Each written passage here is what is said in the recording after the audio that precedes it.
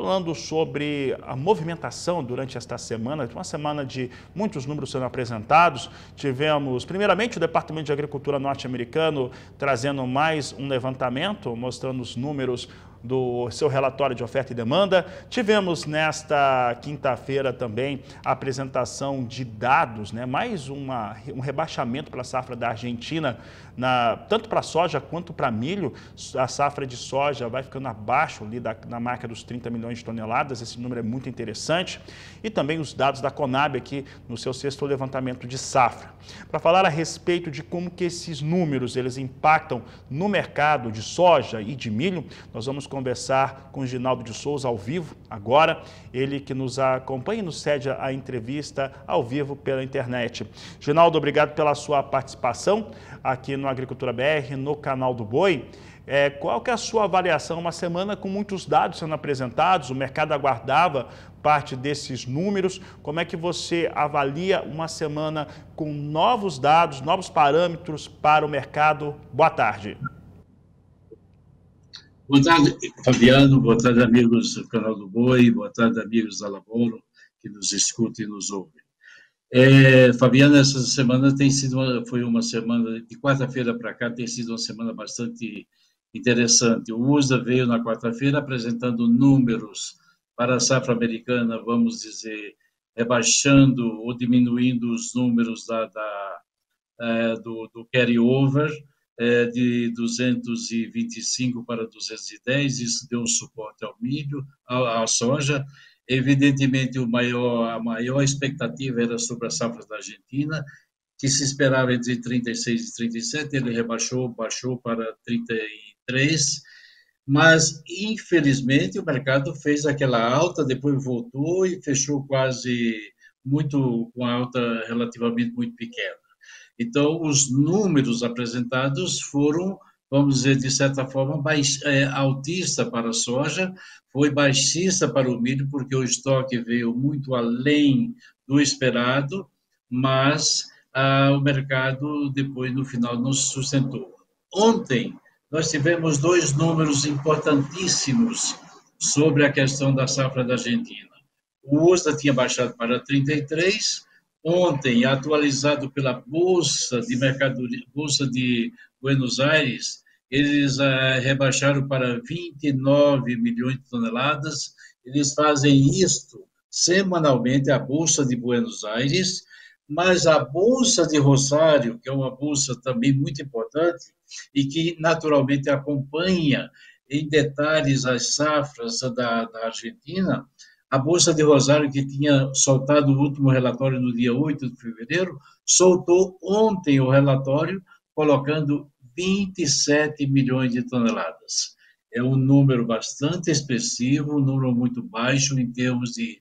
Isso pode e deve dar sustentação ao mercado, só que o mercado, meus caros, está fazendo a seguinte conta.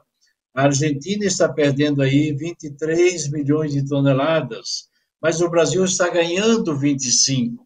Uma coisa está anulando a outra. E hoje, infelizmente, nós tivemos ontem a pressão do macroeconômico e hoje continua.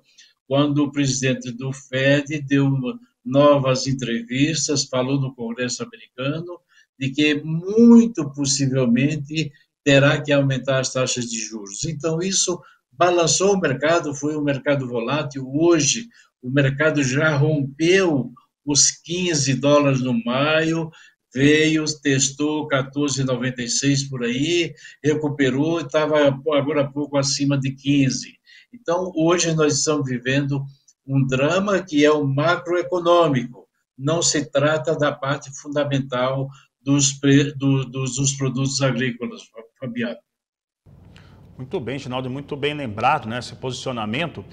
Ginaldo, hoje nós temos os efeitos do anúncio do Banco Central norte-americano, também tem alguns efeitos aqui no mercado doméstico, financeiro no Brasil, sobre posicionamento da economia brasileira, a criação de alguns dispositivos no novo governo, que acabaram também por deixar o mercado interno aqui doméstico um pouco mais assustado. Hoje é o chamado dia em que o produtor precisa observar bastante, mas não é um dia de negócios, Ginaldo?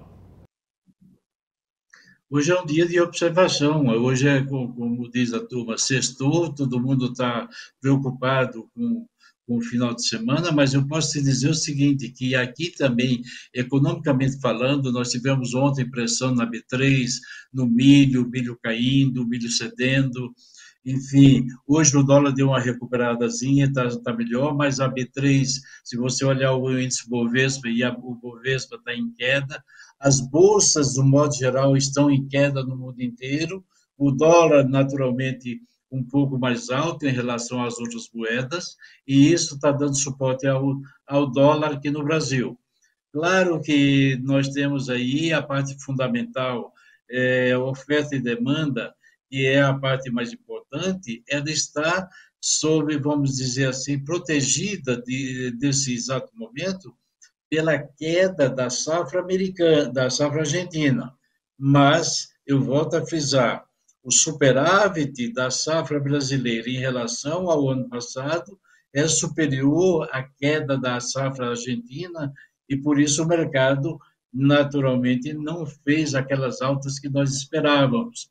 O mercado esperava que, com a baixa pelo USDA para 33 e essas novas reduções feitas pelas bolsas da Argentina, poderia dar um suporte e o mercado ir além dos 15,50 para o contrato maio. Não aconteceu ainda, porque tivemos, evidentemente, as questões do macroeconômico, o Fabiano. É isso que eu posso te dizer. O mercado está volátil, não tenha dúvida. Você viu que os números da Conab ontem vieram números baixando um pouquinho a safra de soja para 151,5, a safra de milho 125, uma safra muito boa. Você naturalmente tem aí uma expectativa muito boa para a safra brasileira, que este ano superou, está superando 300 milhões de toneladas de grãos, ou seja, o número que nós temos é aí em torno de 309 a 310 milhões de toneladas, que é, sem dúvida nenhuma, indubitavelmente uma safra recorde, e o brasileiro está muito feliz porque os preços, naturalmente, também são bons. Fabiano. Ginaldo, e já que os preços estão bons, estão melhores, né, estão num parâmetro interessante, num ano em que o Brasil bate recorde para a produção de soja e para a produção de milho, talvez não tivesse ano melhor. Eu sempre tenho dito isso, né, não tinha ano melhor para bater recorde de produção, como em 2023, né, na colheita de 2023.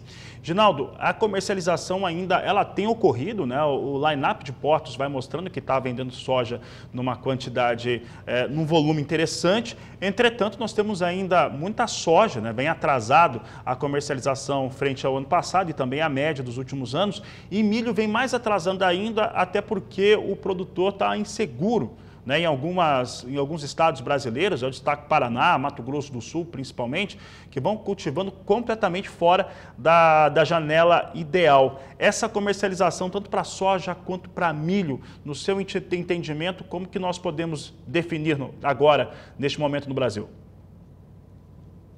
Deixa eu explicar, primeiramente, Fabiano, você tocou num ponto muito importante, a questão do atraso da colheita da safra. Esse atraso, até certo ponto, nos salvou, porque nós estávamos com um problema muito sério nas questões dos portos, as questões logísticas. Os fretes subiram vertiginosamente, isso é um prejuízo muito grande, porque muitas empresas já tinham contratado volume expressivo para embarques e não tinha, naturalmente, o frete na sua totalidade.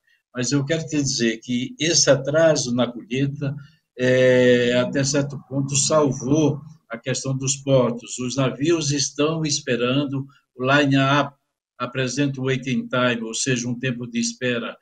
Por exemplo, Paranaguá, mais de 30 dias, São Francisco do Sul também tem problema.